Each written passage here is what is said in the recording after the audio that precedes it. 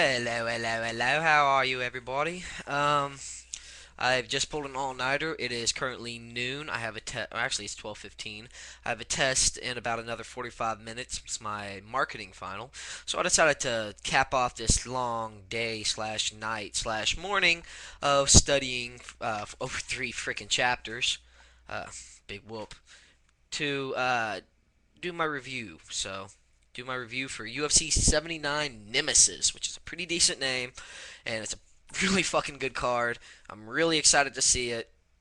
About time UFC gave us a good card. After validation, we've earned one. First fight of the night would be Mark uh, Boeck. Bokek. Can't really. Bocek. Bosek. There you go. Against Doug Evans. Both of these guys have similar records. Mark Bosek is 4-1. He's a Brazilian Jiu-Jitsu fighter. Doug Evans is 5-1, and I don't know if he's a wrestler or if he's a stand-up guy. I've looked at his record, and he could be either one. I don't know a lot about him. He's still pretty new and uppercomer. He could be a big thing. He could not be a big thing. I think Mark Bosek has this thing because he's got more finishes.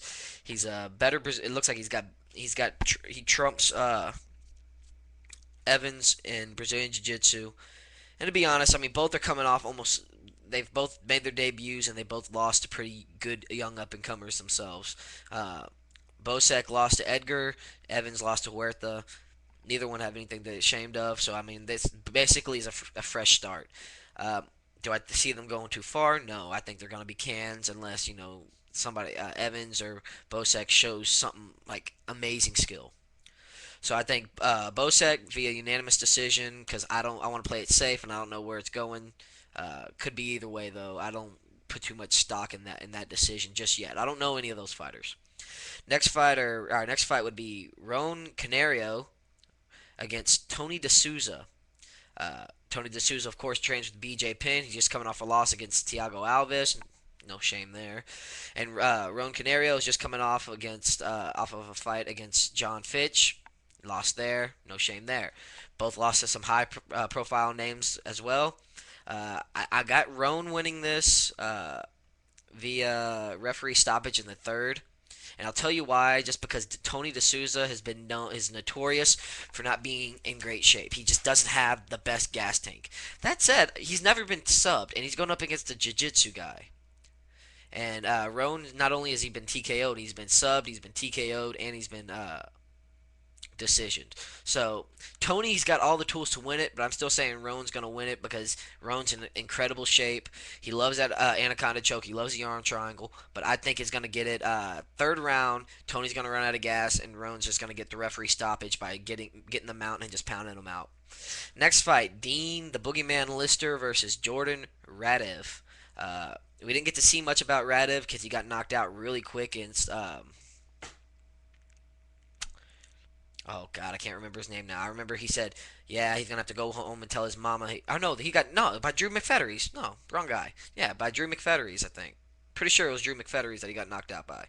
Both they had two guys there that got knocked out extremely quick, and I believe they were both middleweights, so understandable mistake. Um, from what I've read about Jordan Radev, great wrestler, uh, just great athlete overall. Uh, if he can get past the first round, he might have a good shot. But I see Lister getting him in the first round via sub. That's what I got. So Lister first round of sub. But if it goes past the first round, I could easily see Radov doing some stuff to him. Next up, Manny the Anvil Gamburian versus Nate Moore. Nate Moore is a great stand-up guy. Oh my God, he's amazing stand-up. I mean, fast hands. I've seen some great footage on him. Unfortunately, when it hits the ground, he's like a turtle on his back, totally useless. And he's going up against one of the most aggressive takedown guys in the lightweight division, and outside of Shirk. Uh, if if Joe Lozon and half the other guys from Tough couldn't do it, I just don't see how Nate with his limited sprawl ability is going to be able to stop Manny from taking him down. So I got Manny by unanimous decision, but I can easily see Manny. Hopefully he's not hurt. He doesn't get hurt again. I could easily see Manny winning this actually via stopping it. Next fight of the night: James Irvin versus Luis Arthur uh, Artur Crane. Uh, I got Louise Crane winning this by second round TKO. Louise Crane is undefeated. This is going to be his UFC debut. He's going up against James Irvin, who has been notorious. He's gotten knocked down. I just don't see how James Irvin could beat this guy. This guy's got some great hands. This should be a pretty interesting fight because they're both going to sit there and slug at each other. Right off that fight to another possible great fight: Eddie Sanchez versus Soap Palile. He's Australian, so he looks like he's Samoan from Australia, kind of like Mark Kerr. So that means he's gonna have a hard fucking head. He's gonna lack the sling leather. From what his record says, he likes to sling leather, and he's going up against Eddie Sanchez, who loves to sling leather. Uh, I'm just going a shot in the dark here. This one can go either way very easily, but I'll go Eddie Sanchez. I wouldn't put it past though, because I mean the Samoans have heads as hard as frickin' iron. You cannot knock those guys out hardly. It's ridiculous. Next fight of the night: Melvin Gillard versus Rich Clemente. A lot of trash talk coming out of this. Both from Louisiana. I think both have known each other for a while, or known of each other for a while. Um, I don't know the whole detail of the trash talk. My buddy does. He was telling me about it. Basically, I think Melvin just was talking a whole bunch of trash about Rich's team, and now Rich has got a grudge against him, and they just been getting each other's face every chance they get. That's why this fight's coming about. I think Rich is too small. I think if Rich plays a smart game, he might win it. But I think Melvin's just got such explosiveness that he should be able to get the TKO in the first round. Next fight.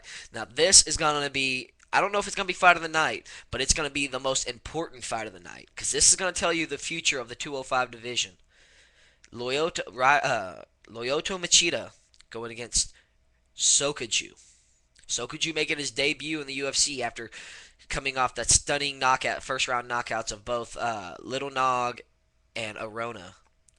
And Lyoto coming off of, I mean, he's beaten a lot of great names: Greco, BJ Penn, uh, Rich Franklin, Nakamura, Stephan Bonner. He's beaten them. Uh, Soko's got that knockout power, but we haven't seen his gas tank. And if you get in a slugfest with him, I don't think Soko's got that great of a chin. I mean, Glover Textera fucking hammered his ass into the dirt. I mean, literally hammered his head into the back of the mat.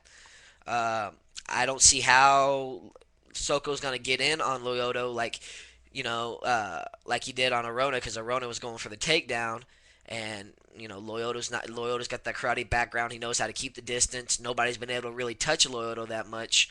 Uh, he's really good at not getting hit, and when he does hit the ground, he's got a brown belt in jiu-jitsu, so he's not helpless on the ground. I honestly I don't see a way that Soko could beat him. I just don't, unless he clips him with a quick power hit. I just don't see a way he could lose or he can win. So I got Lyoto via unanimous decision, but I wouldn't be surprised if this is ended. Next up, the finally awaited Chuck Liddell versus Vanderlei Silva. Both are coming off of two losses. Both need a win desperately here. I think Vanderlei is tailor made for Chuck. I'll make a video about that later because this is an important match. I'll make a video about these last two since they're both really important matches. Since I don't got that much time left, but I got Chuck winning by TKO in the second round. Like I said, I'll make a video about that. And the next fight will be George St. Pierre versus Matt Hughes. George St. Pierre replacing the injured Matt Serra. This is a match I wanted to see anyways. As much as they hype up the Matt Serra Matt Hughes fight, I just didn't want to see that, to be honest. I mean, I want Matt Serra to maybe win or something, but I can care less. To be totally honest, I can care less about Matt Serra because it was a fluke that he won, and it's you know I'd be highly surprised if he won again. I got George St. Pierre winning by TKO in the third. I think you know, I'm gonna get into this again because I'm literally about to run out of time. So I'll make another video about this in a few minutes. But yeah, George St. Pierre via TKO in the third round. Later, bitches.